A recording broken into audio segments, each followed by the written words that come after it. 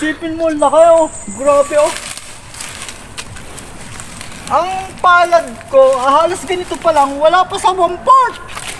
Hey guys, dito rin sa Timonan, meron tayong tinatawag na Camp Training Environment Center ng Girl Scout of the Philippines.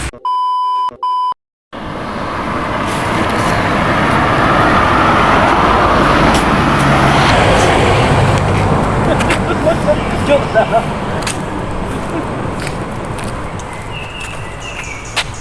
Wow guys, tingnan mo naman yung ano oh. Ang linis ng tubig ko. Tahimik na tahimik. Wala kang makikita kundi puro mga dahon, mga gumagalaw sa tubig. Napakatahimik. Sobra oh, ang ganda talaga oh. Puro punong malalaki oh.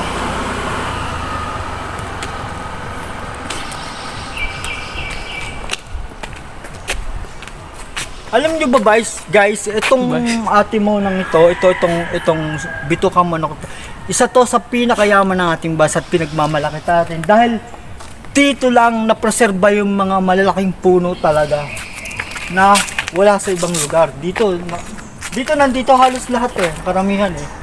Sipin mo siya oh, lumalakas siya ng ganong kalaki tapos ganong kataas. Pero kung doon, siguro sa ibang lugar wala na, putol-putol na.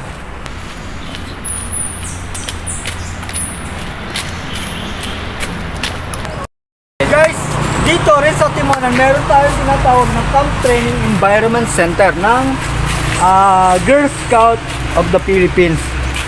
Dito nagtitrain yung mga Girl Scout about sa kalikasan din. Isa din sa mga parang isa sa mga itinuturo sa ating kabataan kung paano mag-alaga ng kalikasan, kung paano magtanim, kung paano makuri mga puno, kung paano magmahal sa ating kalikasan. Siyempre, importante yan, matutunan natin mga kabataan. Para paglaki nila, matututo din sila magmahal sa ating kalikasan para ma-preserve na rin ang ating kalikasan. O hindi yung puro lang mga matututo sila, puro gadget lang.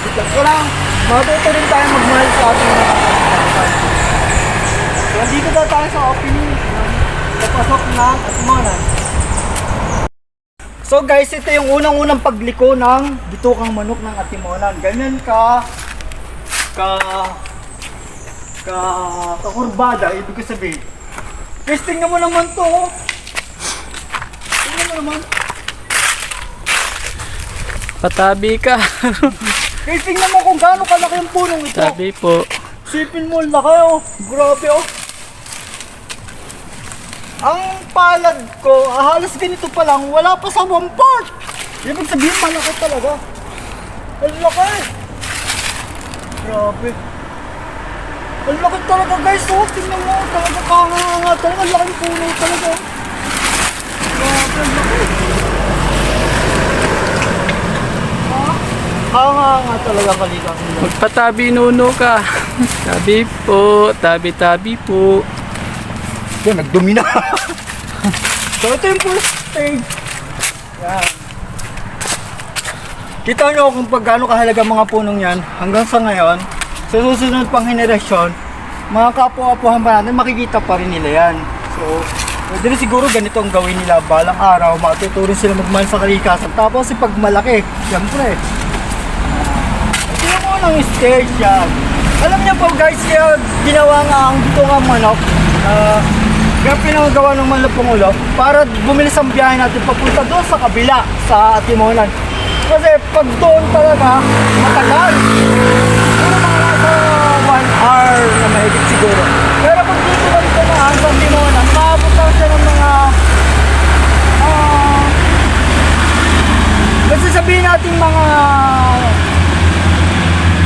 27 minutes lang siguro hanggang doon sa kabila. Going to Atimonang, Quezon. Saglit lang talaga. Pero medyo delikado kasi puro kurbada. Sobrang kaya nga parang bitukan ng manok. Kasi yung mga truck dito hindi na pinapapasok dito, pinagbawalan na. Ang mga pinapayagan lang dito yung mga katulad ng mga vehicle na mga kotse, motor. Pero yung mga truck may kapasidad din ng bigat, hindi na pinapayagan dito kasi delikado.